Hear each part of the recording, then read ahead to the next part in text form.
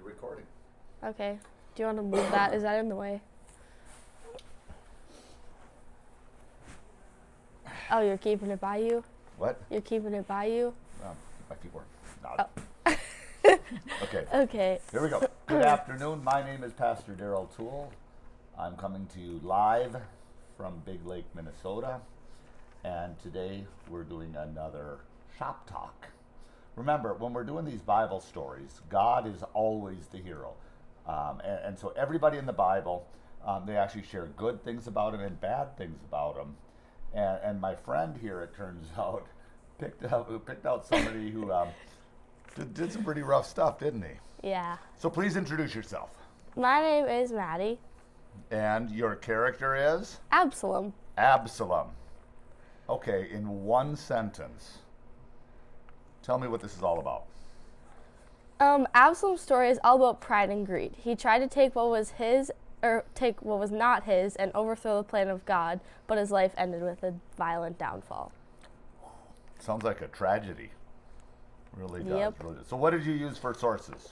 I used Wikipedia and my Collaborate Bible and a website called Learn Religions. Good job. I'm a huge fan of the internet. When I was your age, all we had was books. Really? Yeah. There was no internet. Interesting. In fact, there were very few computers. I'm old. I'm old. Okay, what years? What are we talking about here? He was born in 1120 BC and he died in 1085 BC. Okay. Thank you. What books of the Bible can you find his story in? First Chronicles and Second Samuel. Okay, there we go. Yeah, it's sort of written in two different places, and it's sort of weird because the stories are a little bit different parts of them. Yeah. But when you put them together, you realize this is a weird story. Yeah. It's a weird story. Okay, so what was going on in the world of Absalom? Israel was more powerful than it has ever been, and David was getting ready to build the temple because he wasn't allowed to build it. So he's King David's son. Yes. Okay, so he was like a rich boy. Okay, keep going. And so give me the story. Give me the story as this stuff plays out in your own words. Absalom was born in Hebron by King David and, is it Maha? Maha, yep. Okay. His only sister got raped by their stepbrother, and Absalom thought David would do something about it, but he didn't. So 2 years later, Absalom murdered his stepbrother. Absalom tried to overtake his father's throne, which led him to a violent death. That's pretty rough. Yes. So, but he runs off, doesn't he? Yeah. He runs off. So he kills his brother, who's actually in line for the throne, and he runs off. He ran away for 2 years. But he came back. Yeah. And then what happened? He sort of started working with the other tribal leaders a little bit, trying to gain power, didn't he? Didn't he raise his own army? Yes, he did. He through his tribal connections, he raised his own army against his own dad. David actually had to flee for his life. Pretty crazy, isn't it? Yeah. And he came within that close of actually getting the throne from King David. Just a crazy story, isn't it? Yeah. But, so he has a bigger army than King David's army. Yes. But there's a final battle. Can you tell me about that? The Battle of Ephraim Wood. Ooh! I love a battle with a name. That's a cool thing. So basically, when everyone thought David was going to die, Absalom raised his own army, and then Absalom took over Jerusalem. But then David's general said that they were going to fight, so King David told them to kill everyone but capture Absalom because that's his son after all, and he bears responsibility for this. So, Absalom and his army got absolutely routed. And we could use the term smote. The army was smote. Smote? Yeah, like smited. Like just decimated.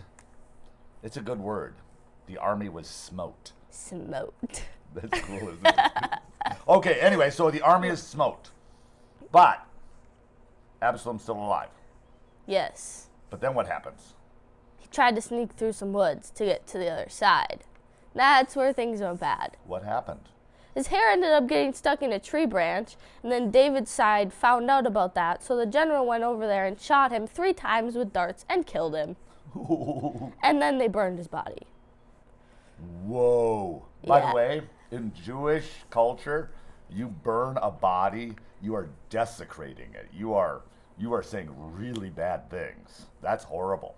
Yeah. You only do that to the worst of your enemies. But if you're trying to kill your dad and take his throne, I would suggest that you might just be an enemy. How did David take it that his general killed his son? David was really angry. He fired his general. He fired the general. Weird story, isn't it? Yeah. But then eventually Absalom's remains were brought to the family. Okay, so not really a happy ending, but it sort of brings Just an all-around horrible story. you picked a good one, young lady. Okay, do you have a Bible verse for me? Yes, I do. 2 Samuel chapter 18, verse 33. O my Absalom, my son, Absalom, would I had died instead of you, O Absalom, my son, my son. That's David talking about Yes. the death of his son. Now, I guess there's a whole bunch of messages you can get out of this. And honestly, you can almost justify Absalom killing his brother who raped his sister because his dad wasn't going to do crap. Remember now, women were not just secondary citizens. They were property. And she had lost honor. And his dad wasn't going to do anything about it. So you can sort of kind of justify that. Yeah. But I don't think you can justify the coup. You know?